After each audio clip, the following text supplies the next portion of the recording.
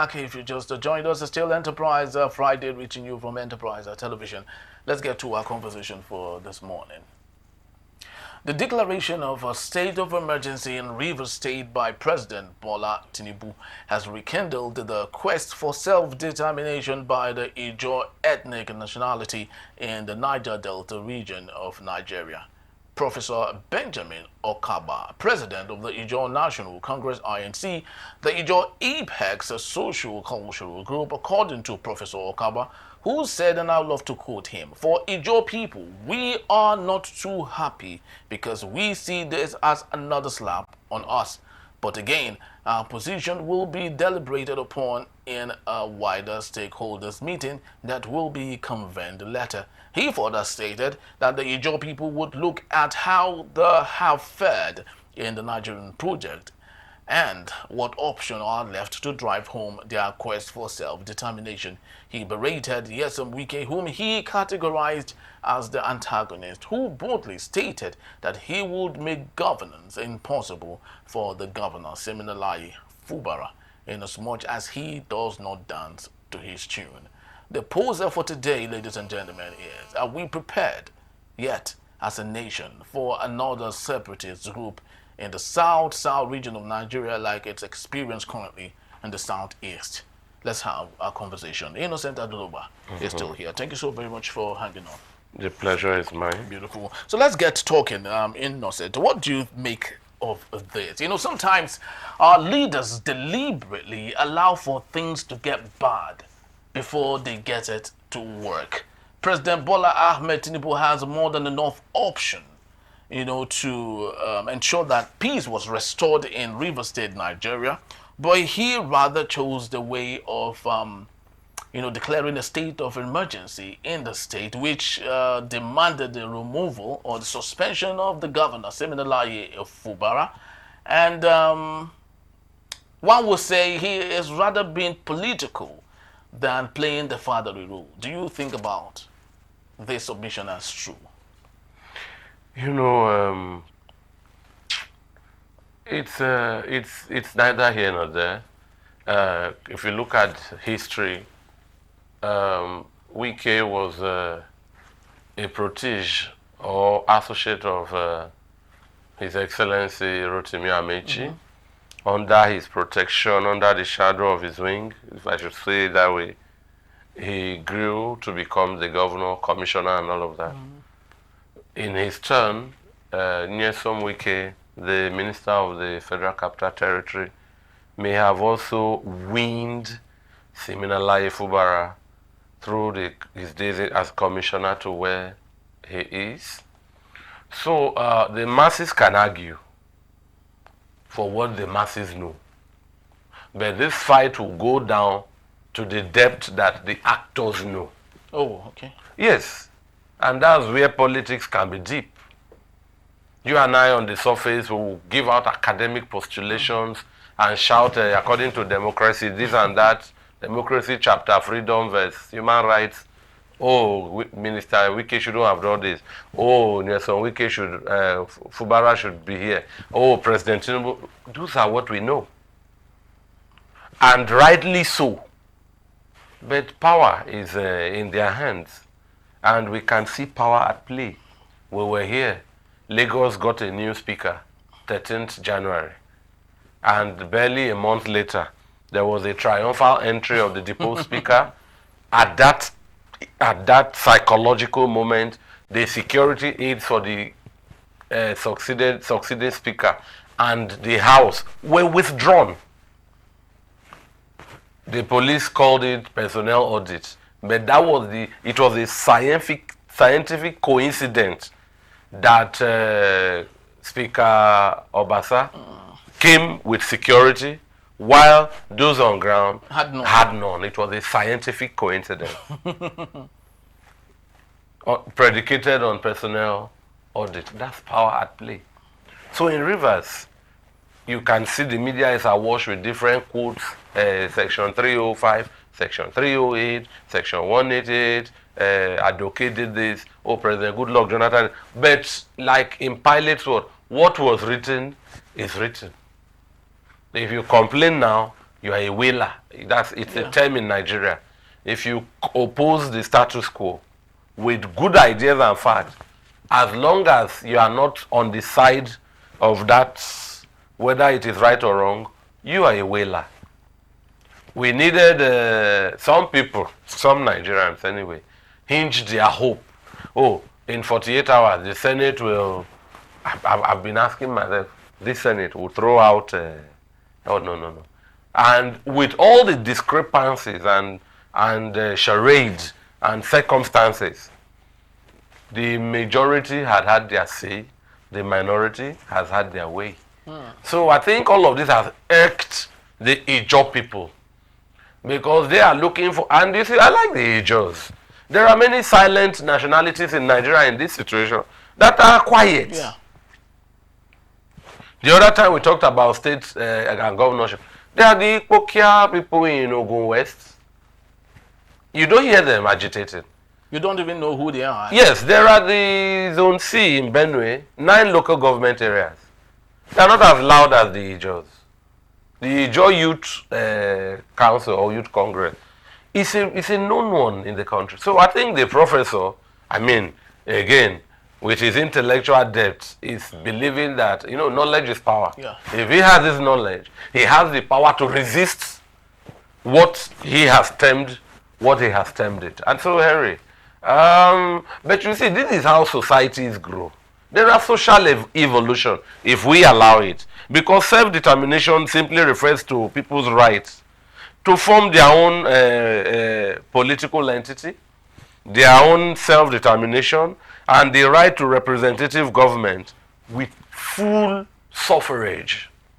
In Europe, self-determination means if you are tired of being part of this country, you carry it out. It could be a referendum, a plebiscite. If the vote favors you, look at Yugoslavia since 98, has been divided and divided again. That country is not the size of Nigeria. It has produced nearly 6 countries. There was Croatia, Bosnia-Herzegovina, Serbia, and all of that. But if this self-determination in Nigeria gets to that same level, that person will be accused of treasonable felony. So it's the French will tell you, comme ci, comme ça.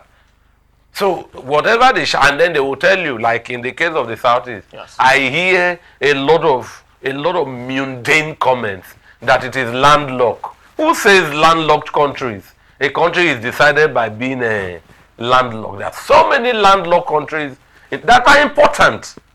One of them, they are even tiny. Look at Luxembourg or Switzerland.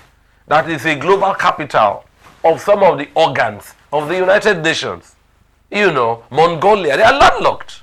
Rwanda, where the Super Eagles will be playing tonight, they are landlocked. Landlocked is not an index of a country at the height of their clamor for self-determination.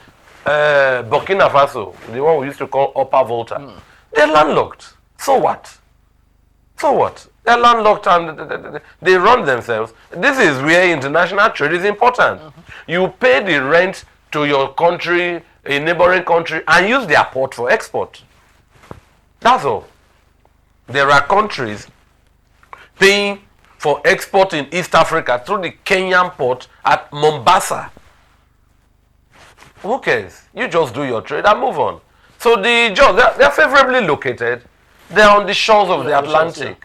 Their land is well watered, And in the world, that will not be the smallest country. If that's the height or direction of their self-determination. There are tiny countries around the world, Monaco, and all of that. Yes. Very, very tiny places. Very, very true. But what is amazing is that the same funnel that is used to measure other regions, like you rightly made known, the southeast of Nigeria. I do not know. Do you think that the secessionist move by the southeasterners, the 5 southeastern states, are the reason why they are, boldly marginalized or refused the desire for self-determination? Or should we repackage what self-determination should look like? Well, you see, Nigeria is a signatory here and there worldwide. Then when we come here, Everything is flagrant, you know. It's a bazaar canteen setting. My take, if I look at Croatia, look at the Union of Soviet Socialist Republic. Some of the countries that came out of them are larger than Nigeria. One of them is Kazakhstan. There were no gunshots or bloodshed. If you can see that these people, this is their agitation. And what was the size of the southeast region when all of this happened in the 66 to 70 time? Whatever name you call that place, whatever zone, the land is still what it is. With Bayelsa, Rivers, Akwa Ibom and Cross River, all part of the, under the authority of Lieutenant Colonel Odumegu Ojukwu. All of them. That is how we could have Admiral Effiong, a successor to Ojukwu in the days of his surrender. You know. So if the people, look at how large this country is. Are we the best example with governance?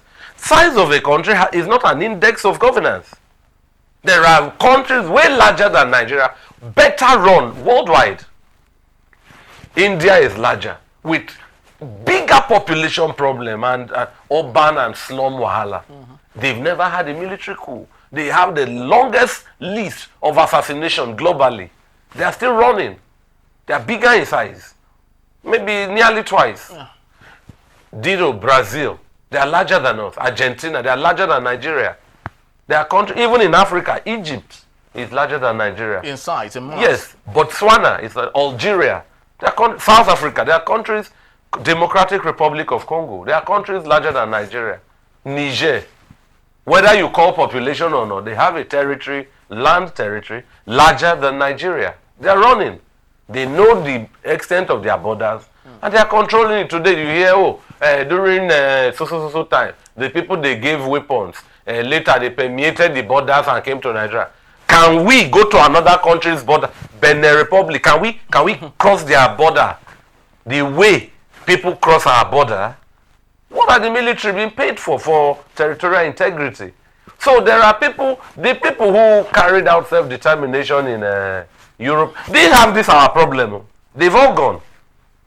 Tomorrow, as soon as one Uche or one Uzo or one Okonkwo says this is where they would like to go, one Musa or one Umar or one Tayo will be advising them on national integration that has been in existence since, with little or nothing to show for it. Those countries we are talking about, go and look at them. They are better. In fact, they've increased global commerce. When there is a FIFA tournament, Federation of International Football, the space is larger now. Yes, very true. So even the global community have regard for, there are countries, Henry, that are 10, 15 years old. They are standing there. Bulgaria, one of their star, that excellently gifted technical footballer, Dimitar Berbatov, says when he looks at the ruins in Bulgaria, Sofia, and sees himself a mega football star, and all what has wrecked the country, people have divided, people have fled. That's where I'm wondering if we take it further.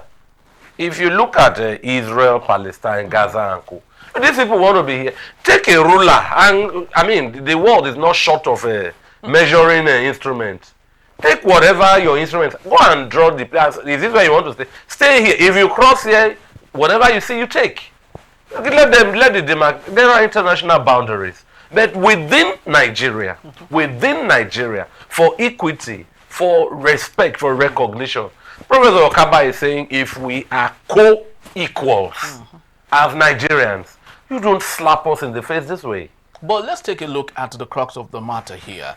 You know, sometimes one might, of course, accept that, self-determination is okay to some extent, and smaller countries might equally be better, but you can't take that away from the opportunities that are inherent when countries are more than the smaller ones. The EU have found a way of bringing themselves together, even if they still own their sovereignty, but their currency is one, because they feel that population will go a long way to helping. Let's take a look at the crux of the matter and how all of this started. Yes, Wike and Bola Ahmed Tinubu are very good allies. We do not know to what extent, but we know for now they are the best of friends right now. Do you think that these two persons are shortchanging Nigerians against our needs and trying to appease to their self-gratification? And to what extent do you think we can go to saving this from us, so as not to see a collapse or a divided Nigeria? First of all, is the politics we practice. It's our political culture. Those who are in good position to criticize the president would like to be silent and possibly decamp and join the APC. In that regard, there is a short change, if you get my point. Two, the People's Democratic Party, the leading opposition party, if you ask me, are culpable. Their member, up till tomorrow, is Nyesom Wike, the minister. All of these are anti-party activities. Are the PDP cautioning it? What is the PDP as a party saying? Are they alive to all of this? Can the PDP do anything when he is the highest fundraiser for the party? So that's where the PDP is culpable. Is the PDP's priority fundraising or advancing the party's chances of opposition? When you get all the funds you are, and you are perpetually trampled in second place, have you achieved your objective? So, what's the essence of being a political party? Is a group of people bonded with identical aspirations towards winning elections and having and taking over the reins of governance.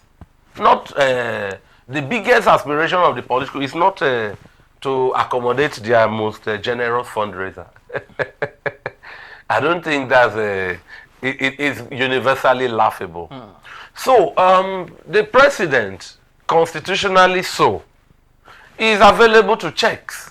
There are checks and balances. The institutions for the checks have gone blunt. That's why we are where we are. The sentimental aspects of religion, politics, have blurred the sharp edges the law possessed. That's why we are where we are. And so, sadly, people will shout, like I just told you, as long as you are not shouting from the quarters that matter, you are a wailer. You're a wailer. That's all.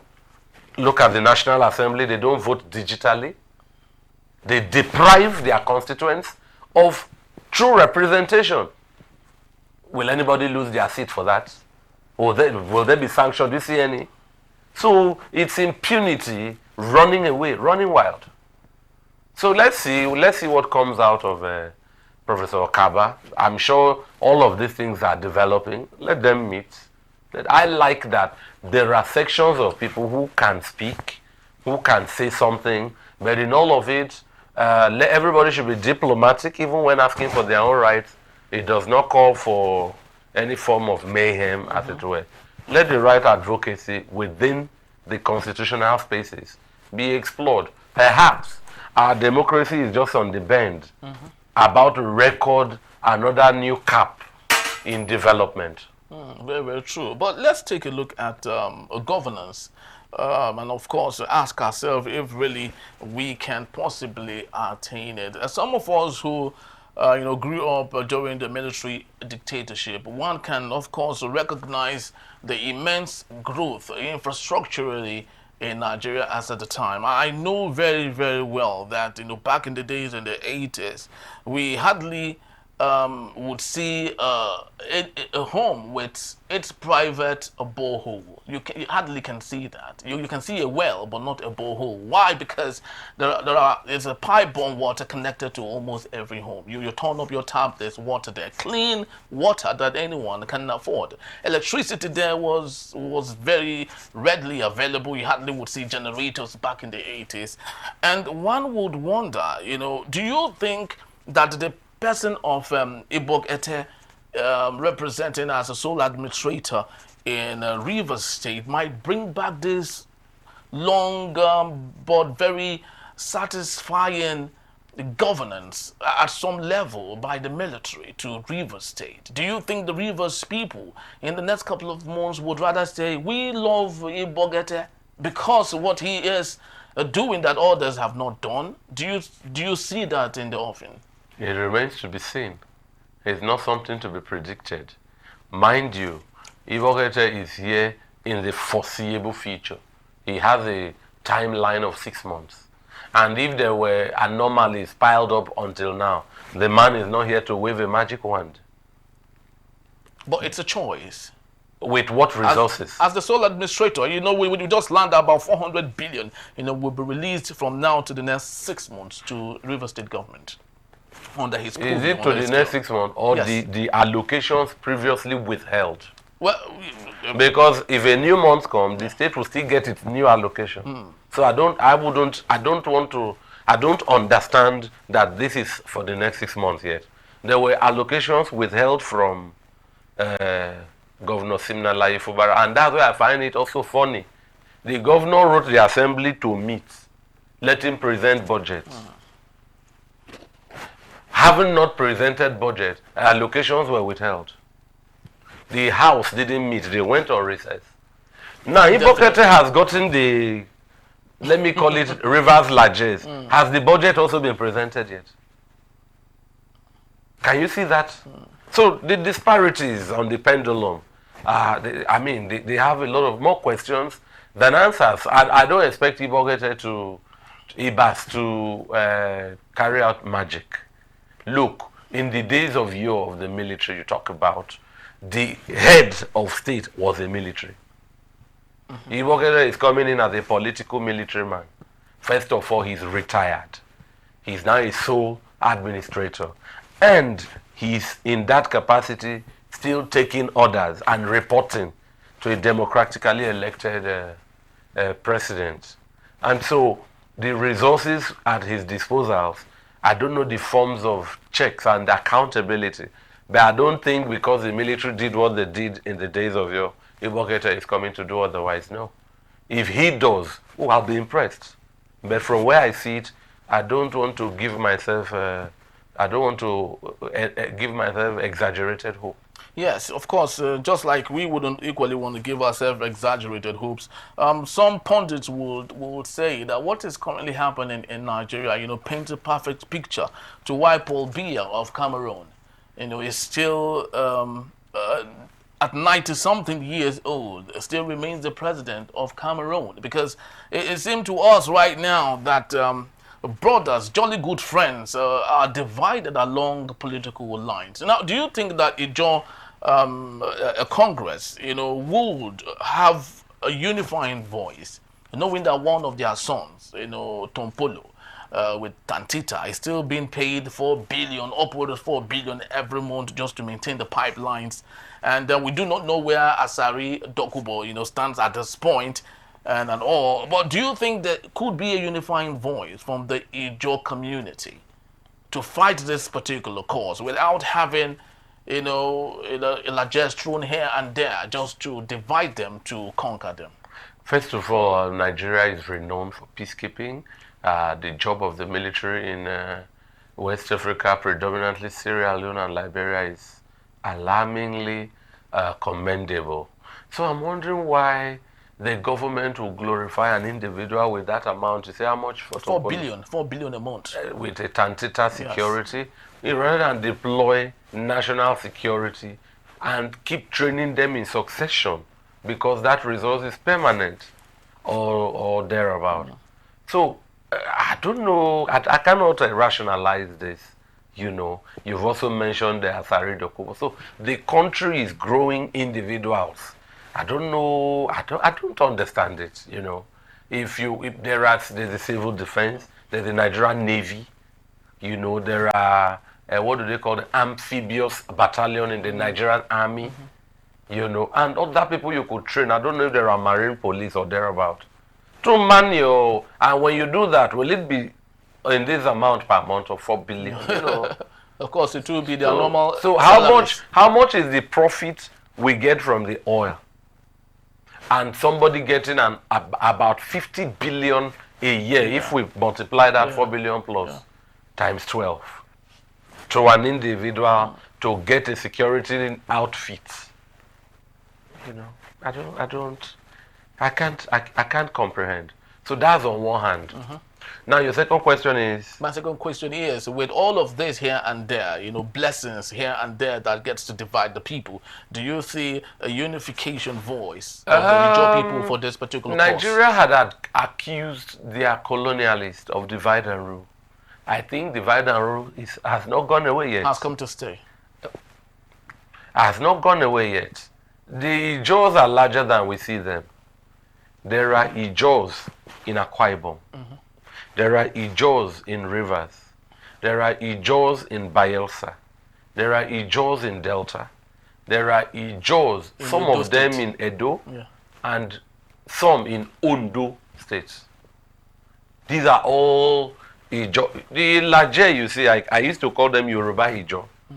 I hope I'm not wrong. The dialect may vary. This from Okitipupa going in Edo around the Siluko, and then as soon as you are in Delta, there is a Burutu, Bomadi, Fokados, you know, into Bayelsa, Nembe, axis like that, Brass, Akasa. I don't know. I think the Bonese too, maybe Ijaw. You know, it's a vast coastline. Such nationhood, such nationalities uniting is subject to the ability of them resisting divide and rule. Yeah, because if they are so united homogeneously, because in all of this, the government, the federal government is the winner. It is sitting atop vast resources as its political war chest. It has the means to engage media spin doctors with the right communication and narrative. So, what I don't know from where I sit is what is the fate of Governor Siminalayi Fubara at the end of the 6 months. That's what I can't even comment about. I am just wondering, is this 6 months a window for Nigerians to get used to him?